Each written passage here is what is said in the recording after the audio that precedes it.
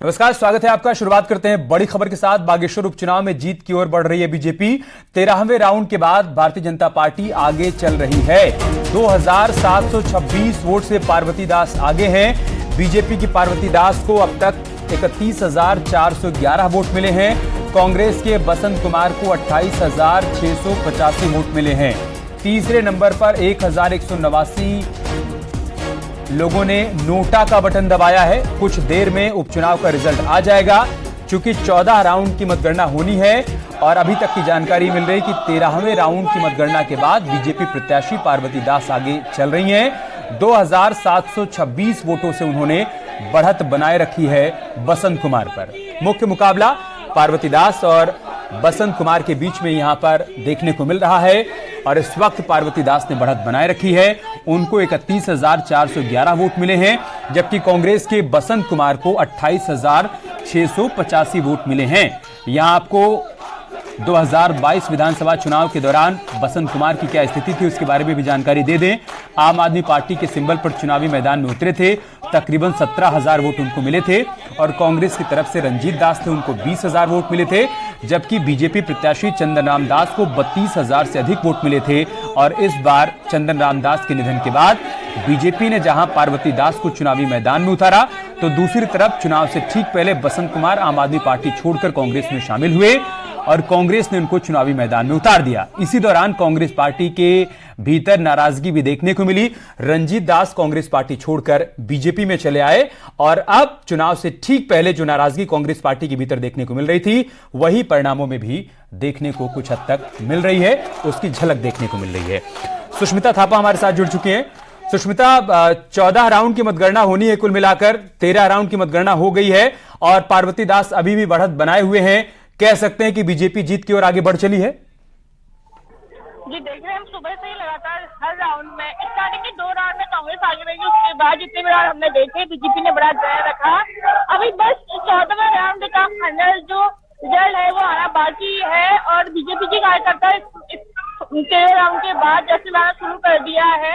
मैं ये मतदेय स्थल के बाहर हूँ, जहाँ पे देख सकते हैं कि हजारों की संख्या में यहाँ पे बीजेपी कार्यकर्ता पहुंचे हैं, जो जश्न मनाने के यहाँ पहुंचे हैं। वो बस इंतजार कर रहे हैं कब 14वां राउंड का फाइनल रिजल्ट आए और तब हम खुल के जश्न मनाएं। और जिस तरीके से बीजेपी लगातार बढ़त बना रही है, तो उसमें सुबह से ही बीजेपी ने एक बढ़त बनाई हुई है। जी सुष्मिता, अगर ये रुझान नतीजों में तब्दील हो जाते हैं, जिस बात के आसार फिलहाल यहां से दिखाई पड़ रहे हैं, क्योंकि सिर्फ एक राउंड की मतगणना यहां पर होनी है, क्या क्या फैक्टर आप देख पा रही हैं पार्वती दास की जीत के पीछे? जी, पार्वती दास की जीत के पीछे हम देख सकते हैं, पहले तो लगातार उनके दिवंगत चंदन रामदास जी, उनके पति लगातार 2007 से लगातार विधायक रहे और इस सीट में लगातार बीजेपी का कब्जा ही रहा है। तो इसका मतलब बागेश्वर को हम एक बीजेपी का गढ़ ही मान सकते हैं। उसके बाद उनका आकस्मिक निधन, उसके बाद उनकी जो शोक लोगों की उनके प्रति जो संवेदनाएं थी वो साफ झलकते आई हैं। लोगों ने श्रद्धांजलि के तौर पर उन्हें अपना वोट दिया है। इस तरीके से बीजेपी उनके बीच गई थी और श्रद्धांजलि के तौर पर जनता से वोट की अपील की थी। इसी का नतीजा है कि आज जो रुझान आ रहे हैं वो बीजेपी के पक्ष में है। और जैसे कि मैं सुन पा रही हूँ, 14वें राउंड का भी जो रिजल्ट है वो अनाउंस हो चुका है, उसमें भी बीजेपी आगे बताई जा रही है। इसका मतलब ये हुआ कि बीजेपी ने बागेश्वर में जीत हासिल कर रही है। बागेश्वर विधानसभा का जो उपचुनाव था वो बीजेपी ने फतह कर लिया है।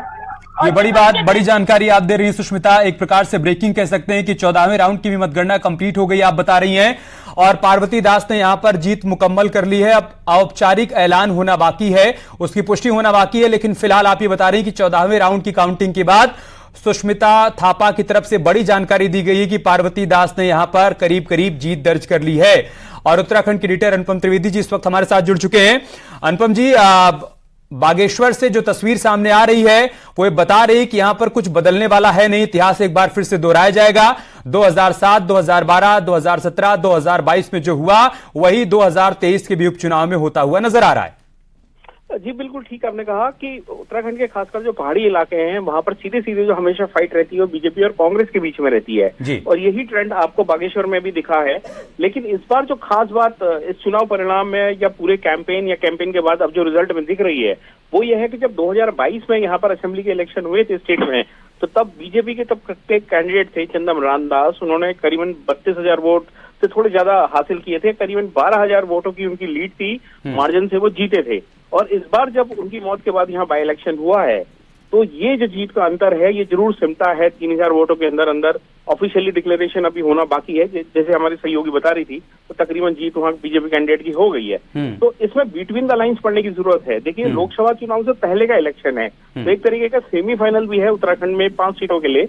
तो यहाँ से जो मैसेज जाएगा उसको बीजेपी और कांग्रेस आगे को लेके जाएंगे। कांग्रेस के लिए एक थोड़ी सी संतोष की बात ये हो सकती है कि उनका हार का मार्जिन जरूर कम हुआ है, और बीजेपी के लिए संतोष की बात हो सकती है कि उन्होंने अपनी सीट को दोबारा से रिटेन किया है, यानी कि जो लगातार वो सीट जीतते आ रहे थे बागेश्वर, तो वो उनके कब्जे में रही है। तो बीजेपी के लिए और खासकर मुख्यमंत्री पुष्कर सिंह धामी के लिए इसमें भी एक मैसेज है, उनके लिए खुशी की खबर हो सकती है कि उनकी सरकार के कामकाज और दूसरी बातों को जो लगातार वो कहते रहे हैं, कहीं ना कहीं जनता ने उनको रेफरेंडम इसमें दिया है। जी आप बिटवीन द लाइन की बात कर रहे हैं अनुपम जी कि यहां पर हार जीत का अंतर फिलहाल कम हुआ है 2022 के मुकाबले, लेकिन बीजेपी की तरफ से यह दलील भी तो दी जा सकती है ना कि पिछली बार बसंत कुमार रंजीत दास दोनों थे अलग अलग, इस बार तो कांग्रेस पार्टी को आम आदमी पार्टी का भी वोट मिला और कांग्रेस का भी वोट मिला, उसके बावजूद कांग्रेस की हार हुई है। हाँ बिल्कुल, लेकिन जैसा देखिए मैंने कहा कि उत्तराखंड के पहाड़ी इलाकों में जो पार्टी पॉलिटिक्स की अगर बात करें तो कांग्रेस वर्सेस बीजेपी हमेशा होता रहा। जहां तक बसंत कुमार की बात है जो इस बार कांग्रेस के कैंडिडेट वहां चुनाव लड़े हैं, उन्होंने इंडिविजुअल बेसिस में जितना वोट लिया था वो उनकी अपनी छवि पे या उनका कह सकते हैं कि जो लगातार वहां काम रहा होगा उस बहाने उन्होंने 2022 में आम आदमी पार्टी के बैनर तले लिया था। बिल्कुल बीजेपी की दलील, ये बात आपने सही कहा कि वो कह रही है इस बात को कि ये कंबाइंड वोट शेयर है, लेकिन अंततः इलेक्शन के रिजल्ट पे टेबल में जवाब आएंगे तो यही मायने रखता है कि जो जीता वही सिकंदर, और फिलहाल ये सीट बीजेपी के हाथ में लगी है। जी चंदन रामदास के व्यक्तिगत छवि की बात करें अनुपम जी, तो 2007 में भी जीते, 12 में जीते, 17 में जीते, उसके बावजूद वो मंत्रिमंडल का हिस्सा नहीं बन पाए थे। 2022 में चुनाव जीते तो उनके नाम पर किसी को कोई शक नहीं था और हर तरफ से एक ही आवाज आई कि इस बार वो कैबिनेट में शामिल होंगे, और वही हुआ। कह सकते हैं कि उनकी जो व्यक्तिगत छवि थी, जो उनका जो जनाधार था वोटर्स के बीच में, उनकी जो पकड़ थी, उसका भी बहुत बड़ा फायदा यहां पर पार्वती दास को मिला है। हाँ बिल्कुल, देखिए जिस तरीके से बाई इलेक्शन हुआ उनकी मौत के बाद तो पार्टी ने हमेशा इधर उधर कोई ऑप्शन देखा ही नहीं, सीधे उनकी पत्नी को टिकट दिया। तो ये बात तय थी कि सिंपैथी वोट या सिंपैथी वेव जो हमेशा इस तरीके के एक चुनाव के बाद होती है तो कहीं ना कहीं पार्टी को मिले। और उत्तराखंड में अभी तक जितने बाई इलेक्शन हुए हैं, मेरी जानकारी में करीबन 14 हुए हैं, उन सभी चुनावों में जो रूलिंग पार्टी रही है हमेशा उसी को जीत मिली है। सिर्फ एक बाई इलेक्शन आप छोड़ दी 2005 का, दोराहट सीट के लिए हुआ था, वहां पर जरूर उत्तराखंड क्रांति दल का कैंडिडेट जीता था। तो ये भी एक फैक्टर है कि हमेशा जो आपकी रूलिंग पार्टी रही है पहाड़ में उसका एडवांटेज रहा है। तो ये चीज जो उनकी सिंपैथी थी चंदन रामदास की, वो भी बीजेपी ने कहीं लेनी चाहिए, और अपना रूलिंग पार्टी का जो अपना कामकाज पर उनका असर होता है, मंत्रियों की पूरी फौज है, मुख्यमंत्री वहां खुद रहे, पार्टी पूरा संगठन लगा, तो इस वजह से पार्टी के पास ये सीट आई है, उन्होंने अपनी रिटेन कर पाए हैं फाइनली। जी ठीक है अनुपम जी, आप बने रहे हमारे साथ। एक बार फिर से सुष्मिता के पास चलते हैं। सुष्मिता, औपचारिक ऐलान हो गया है जीत का? आप देख पा रहे होंगे कि 14 रैंक पूरे हो गए हैं, पॉपुलैरिटी काउंटिंग भी हो चुकी है। उसके बाद ऐसा होता है कि जो कार्यकर्ता है बीजेपी के, उनमें खास उत्साह देखने को मिल रहा है, और जिस तरह की उनकी जीत हुई है उसके बाद 10 रैंक को आतुर हो रहे हैं और अभी पुलिस भी हमें तैनात है, और जिस तरीके से उनका उत्साह है वो कहीं ना कहीं उनके जीत का एक उत्साह को दिखा रही है। जिस तरीके से बीजेपी की जीत हुई है उसके बाद लोकसभा को लेकर बीजेपी और आश्वस्त हो जाएगी और 2024 के लिए जो फील्ड है वो तैयार कर लेगी। कार्यकर्ताओं में उत्साह दिख रहा है, वो जश्न मना रहे हैं, जैसा कि हम तस्वीरों में देख भी पा रहे हैं। सुष्मिता, अगर संभव हो पाए आप उन तक पहुंच पाए, थोड़ा उनसे भी बातचीत की कोशिश करिए। और पार्वती दास कहां, उनके बारे में क्या जानकारी है?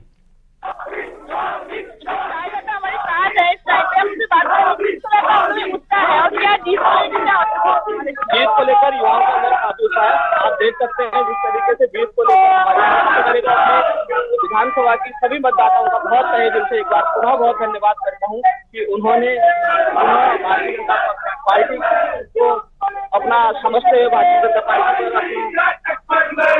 को बहुत बड़ी खबर है सुष्मिता, मैं आऊंगा आपके पास। पार्वती दास की जीत हो गई है, 2726 वोटों से पार्वती दास की जीत की बात सामने आई है। दूसरे नंबर पर कांग्रेस के बसंत कुमार रहे। तो एक बार फिर से बागेश्वर सीट पर कमल खिला है। 2007 के बाद से लगातार भारतीय जनता पार्टी इस सीट पर जीतती आई है और एक बार फिर से उपचुनाव में बीजेपी की जीत बागेश्वर सीट पर हो गई है। औपचारिक ऐलान भी हो गया है। 14वें राउंड की मतगणना के बाद यहां पार्वती दास ने जीत हासिल कर ली है। पति चंदन राम दास के निधन के बाद भारतीय जनता पार्टी ने उनको चुनावी मैदान में उतारा। सहानुभूति वोट भी मिला और साथ ही साथ जैसा कि हमारे उत्तराखंड के एडिटर अनुपम जी बता रहे थे कि मुख्यमंत्री पुष्कर धामी के कामकाज पर भी बागेश्वर की जनता ने एक प्रकार से मुहर लगाई है, क्योंकि सीएम पुष्कर धामी ने भी यहां पर चुनाव प्रचार के दौरान ताबड़तोड़ जनसभाएं की थी। लोगों के बीच जाकर सरकार की उपलब्धियों का जिक्र किया था, बताया था कि कैसे डबल इंजन की सरकार उत्तराखंड के विकास को लेकर प्रयासरत है।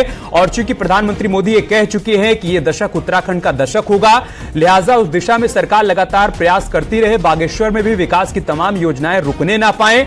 इसके लिए बहुत जरूरी है कि एक बार फिर से बागेश्वर सीट पर कमल खिले और मुख्यमंत्री की इस अपील का उनके चुनाव प्रचार का असर हुआ, परिणामों में तब्दील हो गया है चुनाव प्रचार का असर। भारतीय जनता पार्टी यहां पर जीत गई है, पार्वती दास ने जीत दर्ज कर ली है, औपचारिक ऐलान हो गया और आप देखिए कार्यकर्ताओं में गजब का उत्साह देखने को मिल रहा है, क्योंकि 2024 लोकसभा चुनाव से पहले पार्टी इसको लिटमस टेस्ट के तौर पर देख रही थी और चूंकि इस उपचुनाव में पार्टी की जीत हुई है तो 2024 के लोकसभा चुनाव में पूरी ऊर्जा के साथ ये कार्यकर्ता जुट जाएंगे। उत्तराखंड की सभी पांच लोकसभा सीटों पर 2014 से लगातार भारतीय जनता पार्टी का कब्जा है और 2024 के लिए भी बीजेपी ने यही लक्ष्य निर्धारित किया है कि सभी 5 सीटें जीतनी हैं। इसके लिए बहुत जरूरी था कि बागेश्वर उपचुनाव में जीत दर्ज की जाए और वही हुआ। पार्टी ने जीत दर्ज कर ली है। पार्वती दास जो कि चंदन राम दास की पत्नी है, उन्होंने जीत दर्ज की है। कांग्रेस पार्टी के बसंत कुमार को हार का सामना करना पड़ा है। बसंत कुमार जो कि 2022 का विधानसभा चुनाव आम आदमी पार्टी के सिंबल पर लड़े थे, 17,000 से अधिक उनको वोट मिला था। दूसरी तरफ कांग्रेस पार्टी से रंजीत दास चुनावी मैदान में तो उनको 20,000 वोट मिला था। ऐसे में कांग्रेस पार्टी का ये कैलकुलेशन था कि अगर कांग्रेस पार्टी और आम आदमी पार्टी का वोट बैंक मिल जाएगा तो वो चंदन राम दास के वोट बैंक से ज्यादा हो जाएगा और हमें इस सीट पर जीत मिल जाएगी। लेकिन जैसा कि हमारी सहयोगी सुष्मिता बता रही थी और साथ ही साथ अनुपम त्रिवेदी जी बता रहे थे कि सरकार के कामकाज से इतर यहां पर सहानुभूति वोट भी पार्वती दास को मिला और साथ ही साथ चंदन राम दास की जो व्यक्तिगत छवि थी उसका भी फायदा पार्टी को मिला है। आप ये तस्वीरें देखिए, पार्वती दास इस वक्त पूजा अर्चना करती हुई यहां पर नजर आ रही हैं। इससे पहले जब वो लोगों के बीच जा रही थी, नॉमिनेशन के दिन भी वो बार बार भावुक हो जा रही थी अपने पति को याद कर। लिहाजा बागेश्वर की जनता ने उनको जीत का तोहफा दिया है, जीत दर्ज कर ली है पार्वती दास ने और बागेश्वर सीट का इतिहास फिलहाल नहीं बदला है। 2007 से लगातार कमल खिल रहा है। जैसा कि हमने आपको बताया कि 2007 में चंदन राम दास चुनावी मैदान में उतरे, बागेश्वर सीट पर पहली बार उन्होंने जीत दर्ज की। उसके बाद 2012, 2017, 2022 4 बार वो लगातार इस सीट से जीतते रहे। 2022 में जब वो जीत कर आए तो पुष्कर धामी कैबिनेट में उनको शामिल किया गया, पहली बार वो मंत्री बने। हालांकि उनका आकस्मिक निधन हो गया, उसके बावजूद जबकि उनकी पत्नी चुनावी मैदान में उतरी तो एक बार फिर से बागेश्वर की जनता ने उनको वोट देकर विजयी बनाया। चलते हैं सुष्मिता के पास। सुष्मिता, जश्न शुरू हो गया है और ये जश्न बनता है क्योंकि 2024 लोकसभा चुनाव से पहले पार्टी इसको लिटमस टेस्ट के तौर पर देख रही थी और इस टेस्ट में न सिर्फ पार्वती दास पास हुई हैं बल्कि पार्टी भी पास हो गई है। कि बीजेपी इस सीट को जीत चुके हैं और बागेश्वर सीट को जीतते आई है, तो ये कहीं ना कहीं ये जो बीजेपी ज्यादा जीती है चुनाव में भी उसने 20 बड़ी जीत हासिल की है। उसके बाद 2024 के लिए हम कह सकते हैं कि बीजेपी पूरा तैयार है और कार्यकर्ताओं में जोश होने का काम ये जीत के ये जो चुनाव है इसकी जीत काम करेगा। आप देख सकते हैं कि पीछे लोगों में कितना जोश है और यही जोश कायम करने के लिए जो ये चुनाव है, उपचुनाव है, ये आने वाले 2024 के चुनाव है जोश ना रहे, ये एक जीत इनके लिए घुटने में काम करेगा। ठीक है, हम ये तस्वीरें भी दिखा रहे हैं सुष्मिता। पार्वती दास यहां पर पूजा अर्चना करती हुई नजर आ रही हैं और हमने वो तस्वीर भी दिखाई थी जब वो नॉमिनेशन वाले दिन आप लोग उनसे सवाल कर रहे थे तो बार बार भावुक हो जा रही थी, वो अपने पति को याद कर रही थी। कह सकते हैं कि बागेश्वर की जनता ने उनको ये बड़ा तोहफा दिया है। चंदन राम दास के निधन के बाद जो दुख परिवार पर टूट पड़ा था, उस दुख से उबरने का एक मौका भी दिया है इस जीत के माध्यम से, ताकि चंदन राम दास बागेश्वर की जनता की जो सेवा कर रहे थे वो सेवा उनका परिवार अब उस सेवा को आगे बढ़ाए। कह सकते हैं सुष्मिता? जी, हम कह सकते हैं कि जिस तरीके से मैंने पहले दिवंगत नेता और मंत्री चंदन रामदास का जब निधन हुआ उसके बाद पूरा बागेश्वर, लेकिन वही जब उनकी पत्नी को टिकट मिला उसके बाद सभी एकजुट होकर उनके लिए आगे आए। जिस तरीके से जीत इसमें हुई है उसमें हम देख सकते हैं कि किस तरीके से जनता का प्यार है श्रद्धांजलि के रूप में चंद्रदास जी के लिए सामने आया है। ठीक है सुष्मिता, आप बनी रहे हमारे साथ। अनुपम जी भी लगातार हमारे साथ बने हुए हैं। अनुपम जी, सुष्मिता जिस बात का जिक्र कर रही है कि चंदन रामदास के निधन के बाद जब पार्टी ने पार्वती दास को चुनावी मैदान में उतारा तो कार्यकर्ता, नेता, सारे बड़े चेहरे एकजुट हो गए इस बात के लिए कि हर हाल में पार्वती दास को जिताना है। इससे इतर अगर हम कांग्रेस पार्टी की बात करें, क्या वहां पर एक बार फिर से भीतरघात कांग्रेस पार्टी पर भारी पड़ गया? क्योंकि चुनाव से ठीक पहले रंजीत दास का कांग्रेस छोड़कर भारतीय जनता पार्टी में चले जाना क्या एक बड़ा झटका रहा पार्टी के लिए? देखिए, इस तरीके के जो जैसे आप कहते हैं अंग्रेजी में एक शब्द है टर्न कोट्स, यानी कि कुछ नेता यहाँ से वहां और वहां से यहाँ, ये दोनों पार्टियों में हुआ है। हाँ। कांग्रेस से भी कुछ लोग गए वहां और बीजेपी से भी कुछ छोटे मोटे नेता कांग्रेस की तरफ को आए जो नाराज थे। लेकिन देखिए, अंततः जो इम्पैक्ट पड़ता है बाई इलेक्शन में, जैसे मैंने कहा, जो रूलिंग पार्टी है उनका कामकाज रहता है, उनकी छवि, और वो जिस हिसाब से लोगों के बीच जाते हैं उसका काफी इम्पैक्ट पड़ता है। और यहाँ पर जो अंततः जो बीजेपी सीट जीती है वो काफी इंपॉर्टेंट है। देखिए, एक बात मैं और कहना चाहूंगा, जो पार्वती दास जिनको टिकट दिया गया था बीजेपी की तरफ से, ये एक विशुद्ध गृहिणी महिला थी। उनका कोई ऐसा पॉलिटिकल एक्टिविटी रही नहीं थी उस एरिया में। उनके पति जो स्वर्गीय चंदन रामदास है वो जरूर वहाँ एक्टिव थे, विधायक रहे, सिटिंग विधायक रहे, लेकिन ये राजनीतिक परिवार से थी, लेकिन एक थी एकदम गृहिणी। तो इनके लिए भी एक पहला इलेक्शन था, लोगों से किस तरीके से मिली है, बाकी पार्टी संगठन जो पीछे से लगा है उससे कहीं ना कहीं इनको फायदा मिला है। चुनाव जरूर क्लोज था, लेकिन फिर भी 3000 वोटों के आसपास का ये अंतर है पूरे ईवीएम और बैलेट्स को मिला के, जो पोस्ट हैं उनको मिला के। तो कह सकते हैं कि बीजेपी ने अंततः अपनी सीट को बचाया है, साख बचाई है। और जो अब लोकसभा के इलेक्शन में पार्टी जाएगी तो कहीं ना कहीं एक मैसेज जरूर देगी कि देखिए, हम पहले असेंबली में जीत के आए हैं, बाई इलेक्शन हमने जीता है, और जो बीच में जितने भी चुनाव हुए पंचायत वगैरह के, उससे पहले हरिद्वार पंचायत के या कहीं के भी हुए हैं, उनमें भी हम लगातार पहले भी जीतते आए हैं। तो अब क्योंकि ये हम सारे इलेक्शन जीते हैं, लिहाजा लोकसभा इलेक्शन में भी एक मैसेज देने की कोशिश जरूर पार्टी करेगी। ठीक है, बीजेपी के लिए हासिल यहां पर जीत रहे, लेकिन कांग्रेस पार्टी को क्या हासिल हुआ?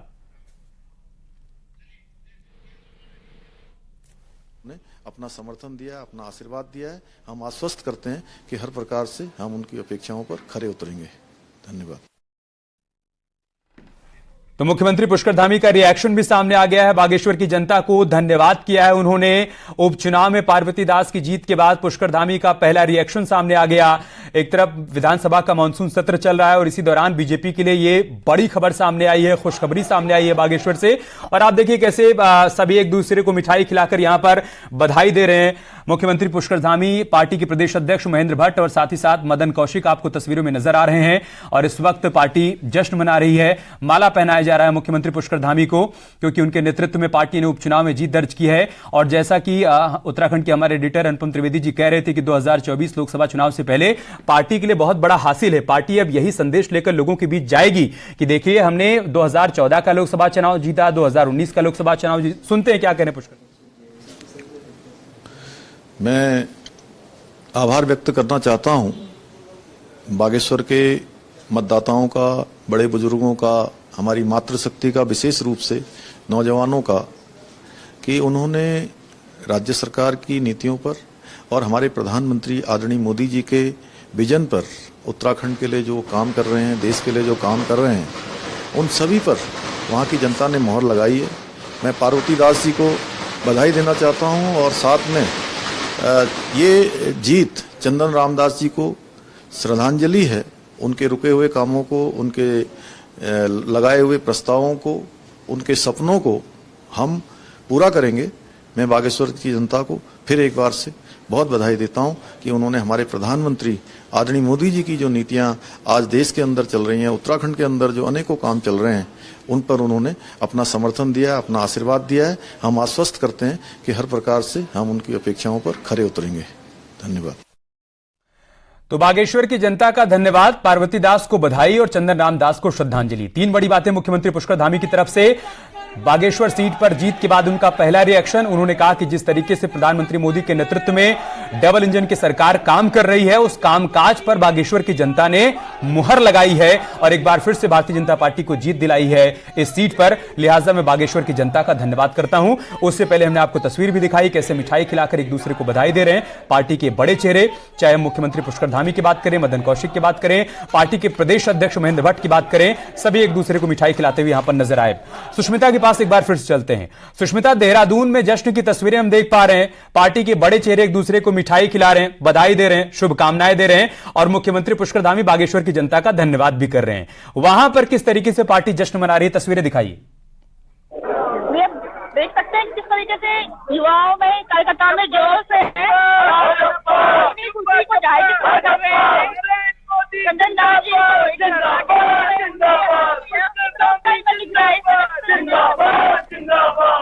ठीक है सुष्मिता, आप बनी रहे हमारे साथ। बीजेपी प्रवक्ता देवेंद्र भसीन जी इस वक्त हमारे साथ जुड़ चुके हैं।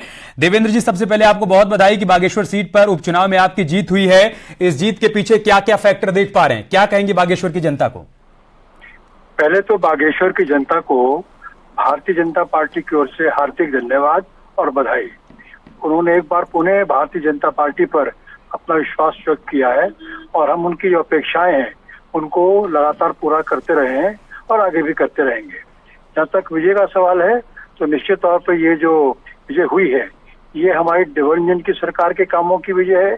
ये हमारे जो चंदन रामदास जी के द्वारा काम शुरू किए गए थे उनकी विजय है, हमारे कार्यकर्ताओं और संगठन की विजय है और सबसे बड़ी विजय बागेश्वर की जनता की है जिन्होंने मतदान किया और हमारे पक्ष में एक बार फिर जो है विजय की जो है मोहर लगाई है। हम उनके बहुत आभारी हैं। और ये जो पराजय हुई है ये केवल कांग्रेस की पराजय नहीं है बल्कि जो नया अलायंस बना है इंडिया अलायंस, ये उसकी पराजय भी है, क्योंकि कांग्रेस के साथ आम आदमी पार्टी का समर्थन जुटा हुआ था। तो उत्तराखंड के अंदर जो अलायंस है उसको एक भारी हार का सामना करना पड़ा है और निश्चित तौर पर पूरा जो बागेश्वर की जनता है और उत्तराखंड है और देश भी है वो मोदी जी के साथ है, अपने प्रांत के नेतृत्व के साथ है और हमारी नीतियों पर उसका विश्वास है। ठीक है देवेंद्र जी, आप बने रहे हमारे साथ। नरेश बंसल जी भी हमारे साथ जुड़ चुके हैं, आप ही की पार्टी के राज्यसभा सांसद। नरेश जी, बहुत बधाई, बागेश्वर उपचुनाव में बीजेपी की जीत हुई है। क्या कहेंगे बागेश्वर की जनता को और इस जीत के पीछे क्या क्या फैक्टर आपके हिसाब से हैं? एक तो आपका बहुत बहुत धन्यवाद जी। आपके चैनल के माध्यम से मैं बागेश्वर और उत्तराखंड की जनता का आभार व्यक्त करता हूं कि उन्होंने हमारे यशस्वी मुख्यमंत्री श्री पुष्कर सिंह धामी जी की उत्तराखंड को अग्रणी राज्य बनाने की नीतियों पर मोहर लगाई है और डबल इंजन की सरकार को अपना आशीर्वाद समर्थन दिया है। इसके लिए बागेश्वर की महान जनता का हम हृदय से आभार व्यक्त करते हैं। INDIA गठबंधन के लिहाज से अगर देखें तो ये पहला चुनाव था उत्तराखंड में उनके लिए। कह सकते हैं कि उनकी नीतियों को, उस गठबंधन को बागेश्वर की जनता ने नकार दिया है नरेश जी? निश्चित रूप से, क्योंकि उस गठबंधन के अंतर्गत ही जो व्यक्ति पिछले चुनाव में आम आदमी पार्टी का कैंडिडेट था उसको ही कांग्रेस ने अपना उम्मीदवार बनाया था। तो गठबंधन की पूरी ताकत लगने के बाद भी जनता ने हमको अपना आशीर्वाद समर्थन दिया है। देवभूमि की संस्कृति से ओतप्रोत हमारी पार्टी है। किस प्रकार के इनके नेताओं के वक्तव्य आ रहे हैं उसको भी जनता देख रही है। तो जनता IN.D.I.A के साथ बिल्कुल नहीं है। वो राष्ट्रवादी संगठन और देश पहले, पार्टी बाद में, व्यक्ति तीसरे नंबर पर, इस सिद्धांत पर चलने वाली सबका साथ, सबका विकास, सबका विश्वास, सबका प्रयास, जी, इस सिद्धांत की पार्टी को जनता अपना समर्थन दे रही। नरेश जी, 2014 के लोकसभा चुनाव में सभी 5 सीटों पर आपकी जीत हुई, 2019 के लोकसभा चुनाव में सभी 5 सीटों पर आपकी जीत हुई। कह सकते हैं कि 2024 के लिए भी ये संदेश है बागेश्वर उपचुनाव में जीत? निश्चित रूप से 2024 में भी भारतीय जनता पार्टी उत्तराखंड की 5 सीटों को 2019 से ज्यादा वोट प्राप्त करके जीतेगी। जीत का अंतर 2019 से ज्यादा होगा। कांग्रेस पार्टी की तरफ से अलग अलग मुद्दे इस चुनाव में उठाए गए, खासतौर से इंडिया गठबंधन बनने के बाद उनको ये पूरा भरोसा था, उनका तो कैलकुलेशन ये था कि बसंत कुमार और रंजीत दास के वोट को मिला देंगे तो चंदन राम दास के वोट से कहीं ज्यादा हो जाएगा और हम जीत जाएंगे।